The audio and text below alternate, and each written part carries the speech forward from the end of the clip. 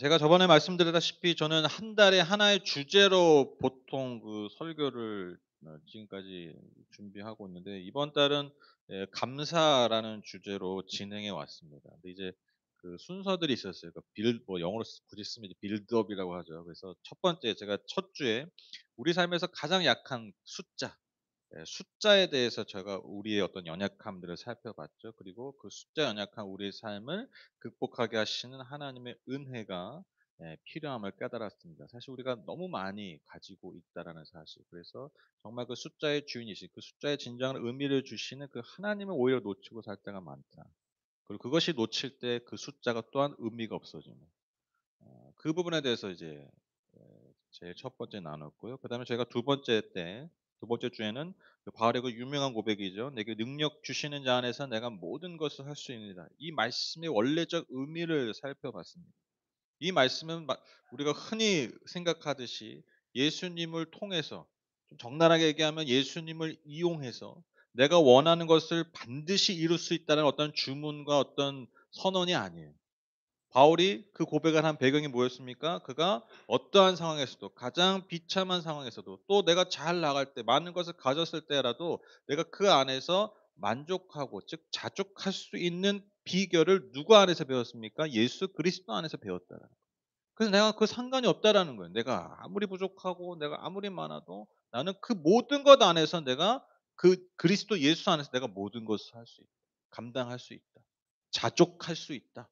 이게 바울의 원래적 고백의 의미였다는 것이죠. 그래서 그 자족할 수 있는 삶이 우리의 삶에서 사실 가장 큰 능력이라는 거예요. 내가 모든 것을 할 수 있는 능력이 어디서 나오냐?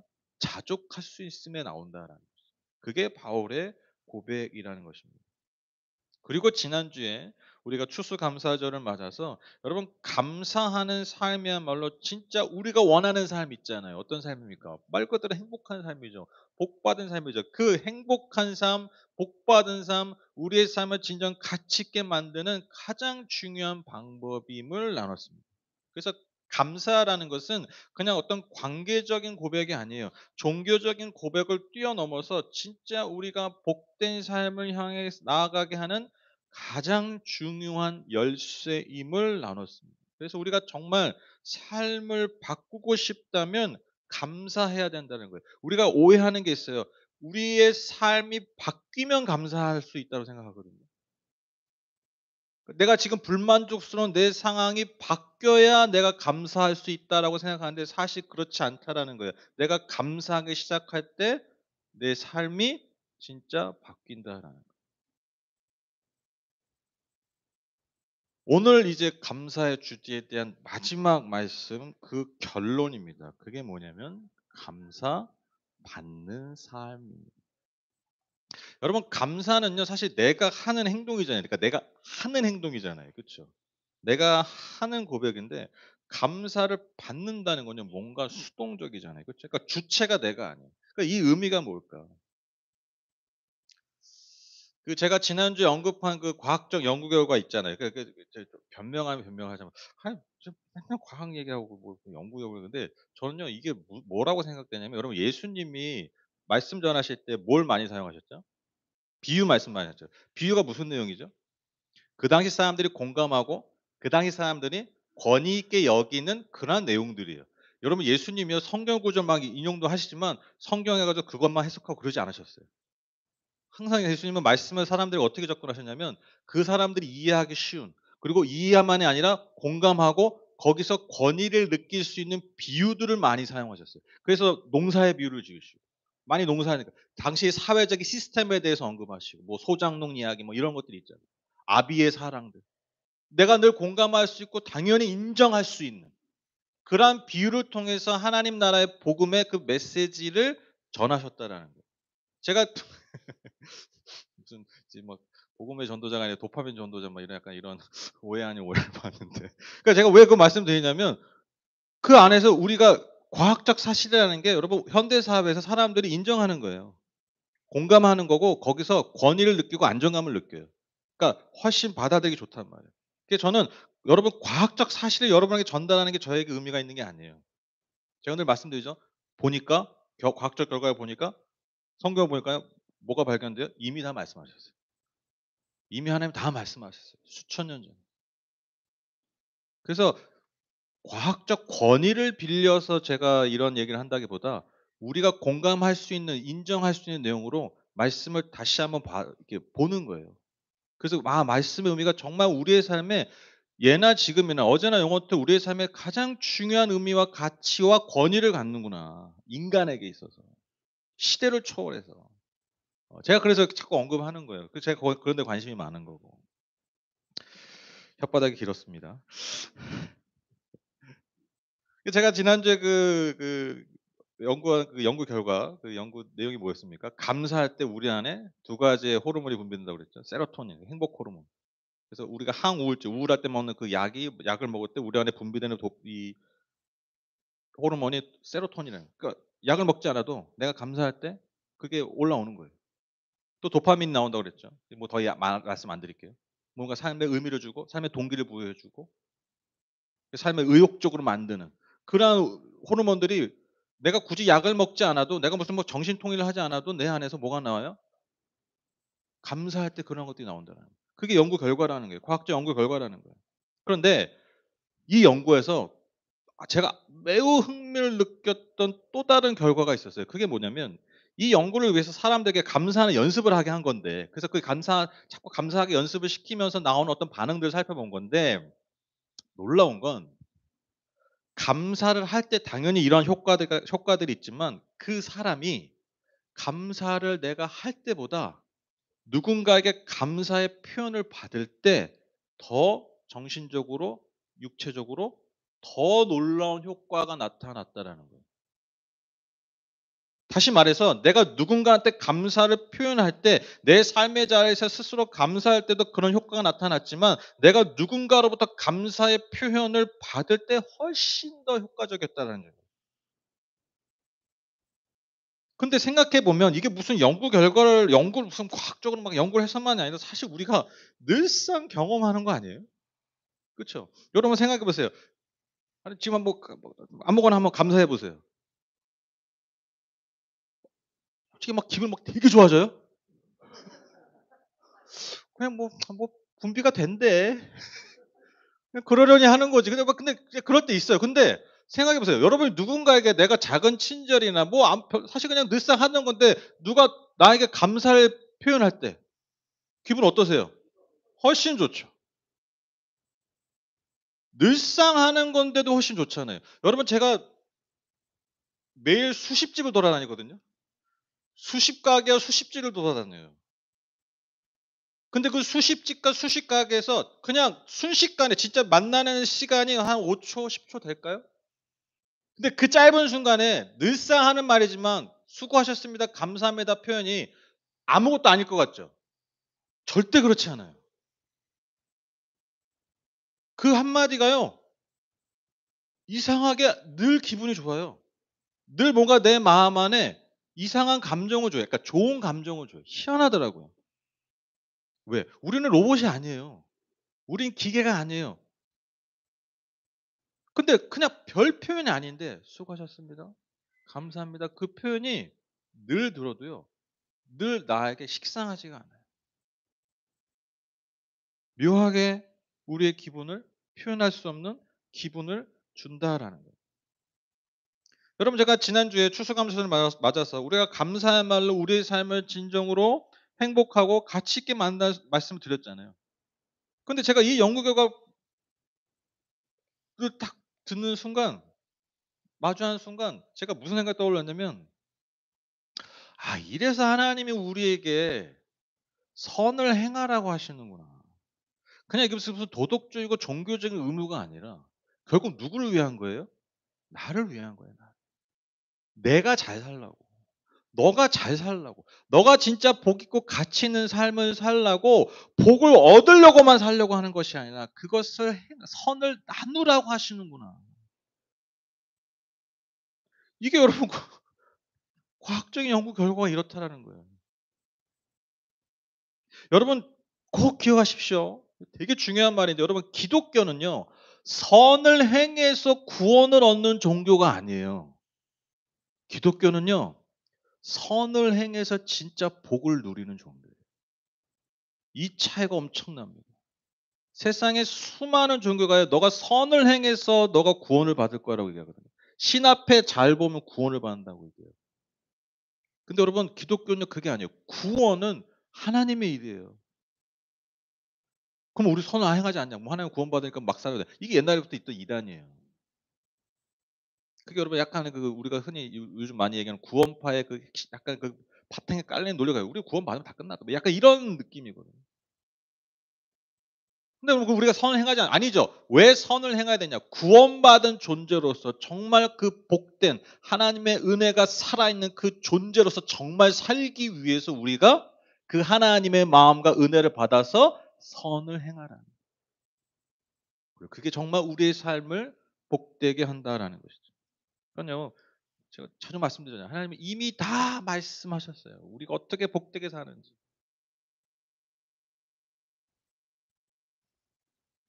여러분 이영표 선수라고 잘 아실 겁니다. 이영표 선수. 아주 뭐 우리나라의 대표적인 진짜 레전드 축구 선수고 또 우리가 잘 알다시피 너무 훌륭한 크리스천으로 이 세상에 좋은 영향력을 끼치고 있는 선수죠. 근데 이분이 정말 정말 노력파예요. 그러니까 어릴 때부터 축구 선수 할 때 정말 중학교 때부터인가 하루도 거의 하루도 빠짐없이 그 축구부 운동을 하고 그 이후에 저녁이나 밤에 개인 운동을 따로 했대요. 거의 매일. 그러니까 엄청난 노력파예요. 그러니까 남들이 놀고 쉴 때 이제 들어가서 숙소에 쉴 때 혼자 또 나가서 또 개인 연습하는 거예요. 그 각고의 노력 끝에 그가 주목받는 선수가 아닌데 기회가 왔을 때 정말 뭔가 포기하고 싶을 어떤 그런 순간에 정말 기회가 왔는데 그 기회가 잡아줬고 그리고 그 순간부터 계속해서 예 성공의 길을 갔다는 거예요. 그래서 그가 평생의 꿈이다. 이게 모든 사실 그 운동선수들의 꿈이죠. 국가대표가 됐고요. 그리고 우리가 경험했던 2002년에 그 상상할 수 없었던 그 월드컵의 영광의 주인공이었죠. 그렇죠? 그리고 모든 그 축구 선수의 꿈이죠. 그 유럽에 나가서. 정말 그 당시에 유럽에 우리나라 축구 선수 가는 것도 대단했어요. 근데 거기서 정말 가는 팀마다 예, 주전으로서 잘 활약했죠. 그러니까 그가 이루고자 했던 그가 축구 선수를 시작할 때부터 이루고자 했던 그 꿈, '내가 정말 국가대표가 될 거야. 내가 많은 사람한테 인정받는 선수가 될 거야. 내가 그래 돈도 많이 벌 거야.' 그게 평생의 자기 꿈이었대요. 근데 정말 그걸 다 얻었대요. 근데 그가 하는 고백이 뭐냐면 여러분 우리가 뭐 다 잘 알겠지만 뻔한 결론이죠. 다 이뤘는데 정말 그게 잠시 잠깐이었다라는 거예요. 정말 잠시 잠깐이었다. 그분이 하는 말이 뭐냐면 자기는 은퇴를 하고도 자신이 있었대요. 왜냐면 지금까지 살아온 자신의 삶의 어떤 방식이나 삶을 대하는 자세가 워낙 노력하니까 나는 무슨 일 축구가 아닌 무슨 일을 해도 내가 지금까지 하던 방식대로 열심히 하면 내가 그 영역에서 내가 뭐 한 10년 안에 반드시 무슨 어떤 뭘 이룰 거다. 성공할 거다. 그런 자신감이 있었대요. 근데 보통 요새 은퇴하면 막 움츠러들고 우울하고 그러는데 그분은 자신이 있었대요. 그런데 중요한 게 뭐냐면 그분이 뭐라고 얘기했냐면 그런 질문을 드렸대요. "그렇게 해서 또 성공하면 무슨 의미가 있지?" 왜냐면 다 이뤄 봤는데. 다 성공해 봤는데 별거 아니었다라는 거예요.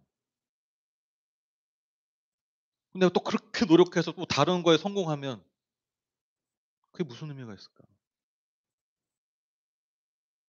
그런 고민을 하던 차에 그분이 아일랜드의 극작가인 오스카 와일드의 말이 그분의 가슴에 박히게 됐고 그에게 깊은 깨달음을 줬대요. 오스카 와일드라는 작가가 어떤 말을 했냐면 이런 말을 했습니다. "인생에는 두 가지 비극이 있다. 하나는 내가 원하는 것을 갖지 못하는 것이고 다른 하나는 내가 원하는 것을 갖는 것이다." 제가 잘못 쓴 거 아니에요? 마지막 문장이 이상한데요, 노 목사? 인생에 두 가지 비극이 있다라는 거예요. 내가 원하는 것을 갖지 못하는 것. 이거 진짜 비극이죠. 그쵸? 지금 그래서 우리 다 이렇게 앉아 있잖아요. 그쵸? 내가 원하는 것을 갖지 못해서 지금 이렇게 있는 거예요. 그쵸? 그 하나님 바짓간에 붙잡고 그냥 평생 그거 얻고 싶어 가지고 우리 하나님 나오잖아요. 그렇죠? 내가 원하는 걸 갖지 못한 이 비극을 끝내기 위해서. 이 비극을 희극으로 바꾸기 위해서 우리가 하나님 찾지 않습니까? 이거 너무 당연한 얘기죠. 근데 또 다른 우리의 인생의 비극이 뭐냐면 내가 원하는 것을 갖는 거예요. 여러분 이 말 공감이 안 돼요. 왜 공감이 안 되는 줄 아세요? 우리 안 해봤거든. 근데 여러분 재밌는 게 뭔지 아세요? 가져본 자들은 다 이 얘기를 한다는 거예요.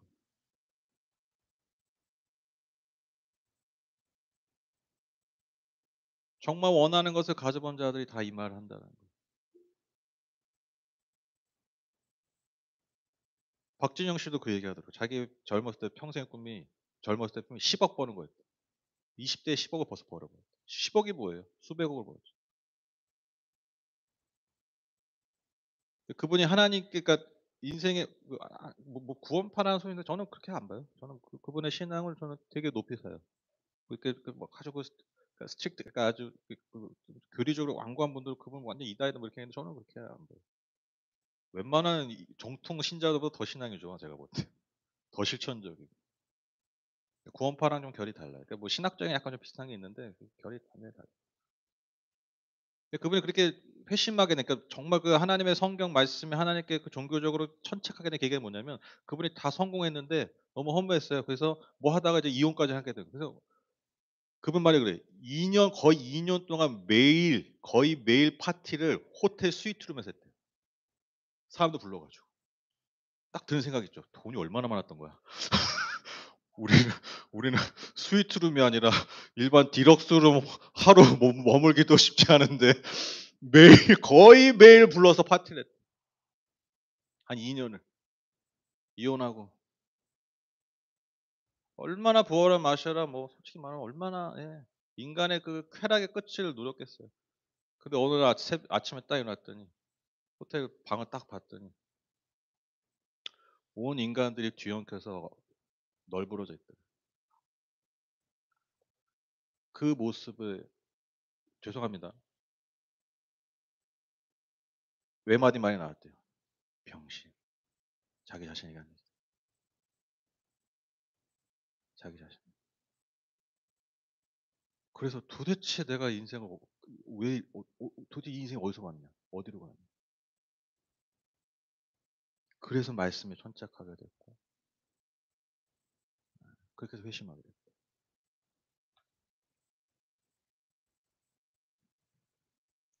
여러분 이영표 선수가 이걸 경험적으로 이 글을 읽고 경험적으로 자기가 깨달았대요. 경험적으로 이미 알고 있는 거예요. 근데 자기가 더 나아가서 이 말에서 더 하나 깨달은 게 뭐냐면 본인이 한 얘기가 뭐냐면 왜 우리가 모든 것을 갖지 못해서도 비극이고 얻어서도 비극이냐면 주어가 나여서라는 거죠. 보시죠. 내가 원하는 것. 내가 원하는 것. 즉 자기의 삶을 돌아보니까 내가 이루고자 했던 성공이 결국 나만을 위한 것이었구나. 나만을 위한 성공이었구나. 그러니까 좀 더 나아가봤자 기껏해야 내 가족만을 위한 삶이었구나. 근데 이런 삶이 결국 그 끝이 비극일 수밖에 없고 그것을 깨달았다. 그래서 이제는 내가 아니라 너 그리고 우리를 위한 삶을 살아야겠다라고 결심을 했고 그리고 이것이야말로 지속 가능한 행복을 위한 삶임을 자신이 깨달았다라고 얘기해요. 그래서 사회적 기업도 만들고 지금 그래서 그걸 운영하고 계시고 그리고 계속해서 대사회적으로 사회에 기여하고 어렵고 힘든 이웃들을 위해서 돕는 일에 그분이 일을 하고 있어요. 여러분 이게 감사받는 삶이에요. 감사받는 삶. 하나님이 이미 우리에게 말씀해 주셨고요. 현대 과학도 과학적으로 정말 증명하고 있는 진짜 복되고 건강한 삶이 뭐냐? 감사받는 삶이라는 거죠.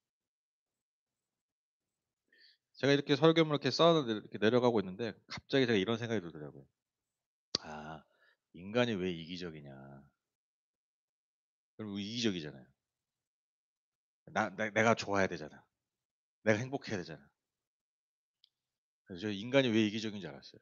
여러분 인간이 죄가 많아서 인간이 이기적인 게 아니에요. 왜냐면 이단 소리 들 수도 있는데 하나님이 엄청 이기적이에요.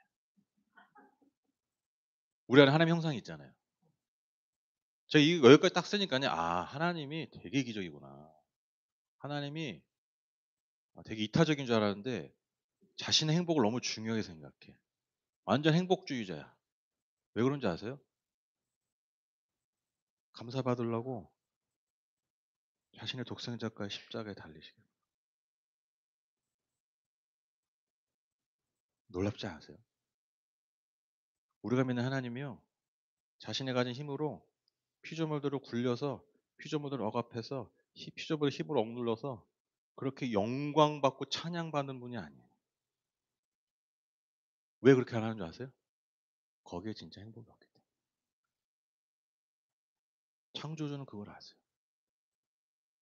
남 위에 군림하고 내가 남 위에 대접받고 내가 남보다 더 1등하고 그게 진짜 행복이 아님을 창조주가 아세요. 그게 창조주의 본질이에요.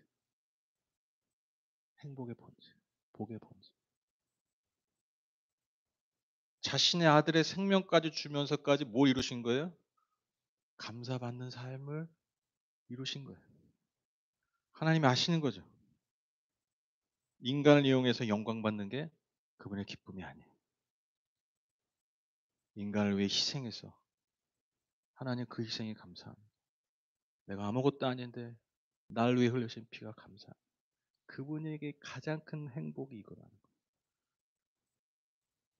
여기까지 쓰는데 뭔가 울컥하더라고.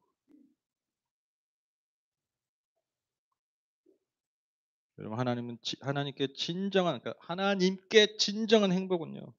자신보다 소중한 아들의 생명을 피조물을 위해서 바치면서 그 아무것도 아닌 인간에게 감사받기를 원하셨어요. 그 놀라운 건 이것이 창조주께 가장 최고의 행복이셨다는 거예요. 죄송합니다. 그러니까 얼마나 지독하게 이기적인 분이에요. 얼마나 지독하게. 그러니까 그게 우리가 닮았다니까요. 그래서 여러분 예수님은 가장 행복한 자존자이십니다. 가장 행복한 자존자. 우리도 이런 하나님의 이기심을 본받았으면 좋겠습니다. 우리도 하나님처럼 이런 행복주의자들 되셨으면 좋겠습니다. 결론을 맺겠습니다. 오늘 본문 말씀입니다. 누가복음 6장 38절 말씀. 남에게 주어라 그리하면 하나님께서 너에게 주실 것이니 되를 누르고 흔들어서 넘치도록 후하게 되어서 너희 품에 안겨 주실 것이다. 너희가 되지라여 주는 그 되로 너희에게 도로 되어서 주실 것이다. 여러분 그 식당 가서 제가 옛날에 그 했던 행동이 있는데 뭐냐면 이제 식당 가면 공깃밥이 나오잖아요. 공깃밥을 이렇게 뚜껑 닫은 채로 막 흔들어. 네. 그럼 딱 열면 아까 분명히 이렇게 가득 차 있는데 밥이 어떻게 돼 있어요? 확 줄어 있죠. 에이씨 이거밖에 안 줘. 막 그냥 해보는 거야 막. 밥의 진짜 양이 진정한 밥의 양이 얼마인가. 이 말씀 의미가 그거예요. 하나님 우리를 잔치에 초대하셨어요. 우리에게 밥을 주셨어요. 근데 밥을 어떻게 퍼주시냐? 너무 우리가 사랑스럽고 우리가 너무 좋았어. 네, 밥을 넣어서 그분이 흔드시는 거예요. 흔든 다음에 빈 곳에 또 밥을 넣어. 또 흔들어. 넣어. 그래서 꽉 채운 다음에 그 꽉 찬 정말 그 빈틈없는 공기도 없어 보이는 그 밥 위에다가 고봉으로 더 올려주시는 거예요. 그게 지금 이 말씀이에요. 너가 줘라. 그럼 내가 이 밥 줄게. 그게 되를 흐르고 흔들고 넘쳐서 주신다는 의미가 이 의미입니다. 언제 하나님이 이런 고봉밥을 우리에게 주신다고요? 너가 남에게 줄 때.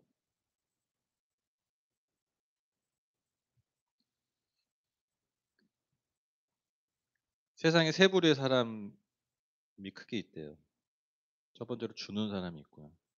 두 번째로 받는 걸 좋아하는 사람이 있고요. 세 번째로 주고받는 게 철저한 사람이 있대요. 그렇죠? give and take라고 그러죠. 그러니까 giver 주는 사람과 주는 걸 좋아하는 사람이 있고 받는 걸 좋아하는 사람이 있고 그리고 give and take 요게 철저한 사람이 있대요. 정말 연구를 해봤대요. 이 세 부류의 사람 중에 누가 진짜 성공하는 인생을 살까? 이게 진짜 연구가 했대요. 자, 누가 가장 큰 성공을 많이 이뤘을까요? 네. 예 저는 다 뻔한 얘기예요 사실. 재밌지 않아요? 사람들이 막 과학적으로 엄청 연구해. 막 수많은 데이터 막 밤도 새가면서 연구해. 근데 사실 결론이 다 뻔해. 이미 다 말씀하신 거 다 있어. 정말 의외로 손해 보고 때로는 당하고 그런 사람들이 즉 giver 주고 베푸는 사람이 더 성공할 확률이 높았다. 이게 종교기관에서 연구한 게 아니에요. 무슨 교단에서 연구한 게 아니에요.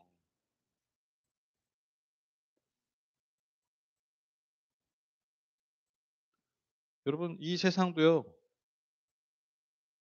하나님의 뜻과 반대되고 하나님의 창조의 어떤 의미와 형상이 무너진 것 같지만 여러분 이 안에 여전히 하나님의 창조주의 법칙이 운행되고 있습니다. 다시 말씀드리지만 하나님이 다 우리에게 말씀해 주셨어요. 줘라. 내가 채워줄게. 내가 고봉밥 줄게. 우리의 삶을 진짜 복되게 하신다고 약속해 주셨습니다. 그래서 오늘의 설교 또 오늘 올해 11월 말씀의 결론입니다. 여러분 감사하세요. 감사하세요. 그리고 감사하는 삶의 완성은 감사받는 삶입니다. 우리 모든 성도님의 삶이 평생에 더 많이 감사하고 그리고 더 많이 감사받는 그런 하나님의 자녀들, 하나님의 복된 백성들이 다 되시기를 주님의 이름으로 간절히 축복합니다. 그래서 마침 지난주에 저희가 운영위 회의를 하면서 이번 올해 성탄절 우리가 좀 어떻게 의미 있는 예배를 드릴까라고 고민을 했어요. 그런데 또 25일이 월요일이에요. 주일날 처음에 예배를 드려 말이 이런 얘기까지 나왔어요. 왜냐면 또 주일날 나왔다가 또 다음날 월요일 나와서 그냥 주일날 죄송합니다. 하나님 주일날 그냥 예배를 퉁칠까 막 이런. 근데 그건 아니라는 얘기가 뭐 중론이었고 그다음에 그래서 근데 이 또 그냥 주일 나와서 또 예배드리고 또 똑같은 형식인 뭔가 좀 다른 형식의 어떤 예배가 없을까라고 고민하다가 이제 여러 가지 얘기가 나오다가 저희가 항상 그 크리스마스 성탄절 예배 헌금의 반을 그 뭐 구제와 선교에 썼었거든요. 그런데 음 그런 의견이 나왔어요. 그러니까 미혼모 돕는 어떤 그런 시설 이렇게 해서 그분들 이렇게 그냥 그분들 돕자 이런 얘기가 나왔는데 거기에 이제 살이 붙은 거죠. 그러면 그분들에게 우리가 보낼 선물을 그러니까 미혼모가 그 시설에 필요한 물품들이 있더라고요. 예를 들면 기저귀 계속 필요하고 분유 뭐 이런 것들. 아예 품목들이 이렇게 홈페이지 가 보니까 정해져 있더라고요. 그래서 우리가 그거를 예 준비하자. 그런데 의미를 부여하는 거예요. 그게 뭐냐면 그러니까 우리가 어떤 그러니까 예배 그러니까 예전적 행위로 우리가 그 예배를 한번 드려 보자 이거죠. 그냥 뭐 그냥 헌금 걷어 가지고 하는 게 아니라 그래서 떠올랐던 이미지가 뭐냐면 여러분 그 예수님이 탄생하실 때 그 동방박사 세 사람과 뭐 양친 애들이래 죄송합니다. 그분 대단한 분들인데 양치는 분들 와 가지고 선물 드리고 했잖아요. 근데 여러분 사실 예수님이 우리야 뭐 성경 보면서 대단한 장면 같지만 사실 그 당시 사람들이 주목하지 않은 장면. 아무도 왜 누울 곳이 없었어요. 그러니까 여러분 나귀들이 하는 그 여물통에서 나신 거잖아요. 머물 집이 없었잖아요. 그러니까 아무도 관심 갖지 않고 오히려 천대받았던 그 순간이 예수님의 탄생이잖아요. 그리고 여러분 학자들이 연구한 바에 의하면 이런 의견들이 있어요. 예수님이 사실 사생아로서 살았을 거다. 사생아라는 인식. 왜냐면 요셉의 아들이 아니잖아요. 아버지도 일찍 돌아가신 것 같아요, 요셉이. 왜냐면 요셉이 예수님이 공생 기간에 아버지에 대한 언급이 없잖아요. 그러니까 아마 좀 예수의 그 어떤 어린 시절에 이럴 때 주변인들로부터 "저 사생아다." 그러니까 사실 인정받지 못한 사람일 가능성이 많다라는 너무 연결이 되는 거예요. 다 손가락질하고 다 비판하고 사실 관심 갖지 않는 그 엄마와 그 아이들의 모습이 마치 예수님이 나실 때의 마리아와 아기 예수의 모습과 오버랩이 되는 거예요. 그래서 그날 저희가 어떻게 하기로 했냐면 우리 성찬 때 있잖아요. 거기다가 기저귀, 물통, 필요한 물품들을 마치 우리가 예수님께 선물을 드리듯이 그 동방 박사들처럼 그 양을 치던 목자들처럼 그래서 예, 우리가 그날 우리가 이제 우리 은실 자매님이 어떤 품목이 필요한지 정확하게 그 부분에 대해서 이제 아마 공지를 준비해 주실 거예요. 그래서 그걸 나누면 우리가 앞으로 남은 한 달 동안 이제 다음 주부터 대림절이 시작됩니다. 대림절은 크리스마스 전 4주 동안 예수님의 오심을 기대하고 소망하고 기뻐하는 게 여러분 그게 대림절이에요. 그 대림절 동안 우리가 한 준비해서 우리가 지난주에 과일 하나씩 드린 것처럼 그래서 이 재단을 풍성하게 채운 것처럼 우리가 여기를 잘 채워서 그렇게 그날 우리가 하나님 앞에 예배했으면 좋겠어요.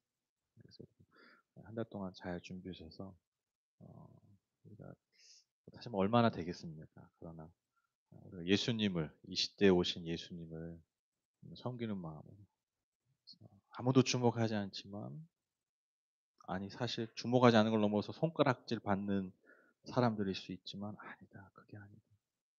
하나님은 너희를 그렇게 보지 않으신다. 하나님은 한 생명도 그렇게 보지 않으신다.